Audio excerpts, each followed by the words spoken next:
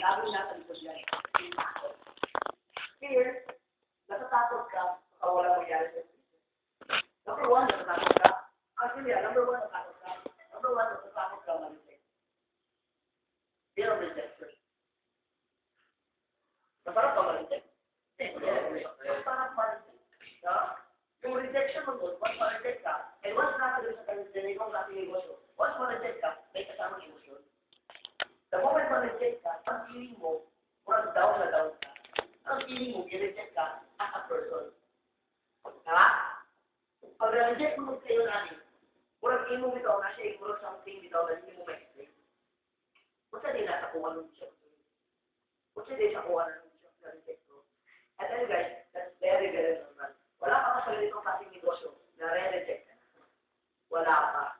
Lahat ba ng babae niligawan mo, sinagot ka? Hindi, di ba? Ibig sabihin, na-reject ka na. Ha? Lahat ba ng lalaki gusto mo, niligawan ka? Hindi naman doon, di ba? Ibig sabihin, doon pala na-reject ka na.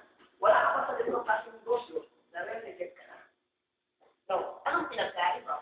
Kasi, the moment kasi mag-join ka sa uno, at the moment mag-invite ka, tsaka na-reject ka, ang imong mamutaya, pangarap mo na. And once ang imong taya, pangarap mo na, dato na nag-start yung uson. Diba? Sakit din ang feeling ma-reject. Pero tell you guys, that's very, very normal. Kawa, duda at takot. Duda at takot. Let me remind you.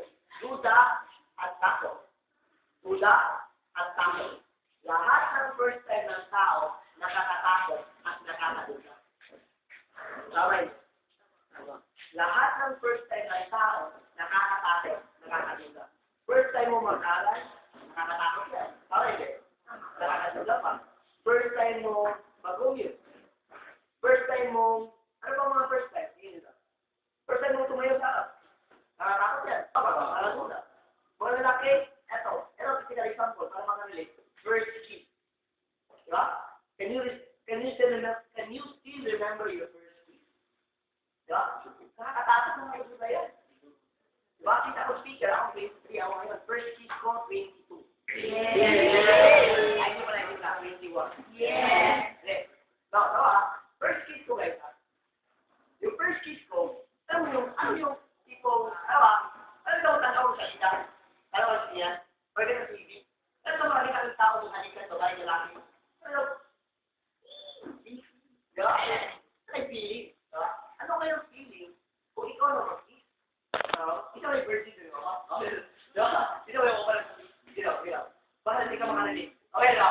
Ako, guys, first kiss, diba? Ako yung tipo, mura rin ako sige-itreating siya ba? Ay, feeling. Ano kayong feeling kung ako na nakahalik? Diba? Kasi, once makakita akong tao maghalikan mo doon, mura ko, kasi ito, may kulitin yung kapag kong lawa. Ako rin ang dalawa yung kilig. Sino ka? Nagkilig ko. Pero may sarap. Eto na. Ako na nahalik. Nung magbibigit na malalaki namin, guys, huwag ko malo si Guato. Huwag ko malo kong net. Mura ito. Ano nga, kung hindi, mag-alala, ang ilong na mo, bangga. Oo, hindi ito, ano. Pero eto na kayo, pag-kiss na pag-kiss ko, pag-dapit ng alam sa palit, pagbangga yun.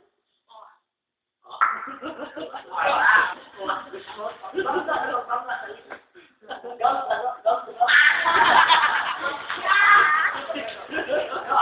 Pagbangga sa ito. Boy! Inahalap ka na po. Wala pinag-iba sa negosyo natin. Eto kayo, wala pinag-iba. Baka makakalit, eto sa uno. Once maranasan mo kumita dito, at then wala kang doon, hahanap-hanapin mo siya. Talaga! Diba? All you have to do is to try. First time mo dito, nakakatakot yan. Nakakaduda. Try mo lang.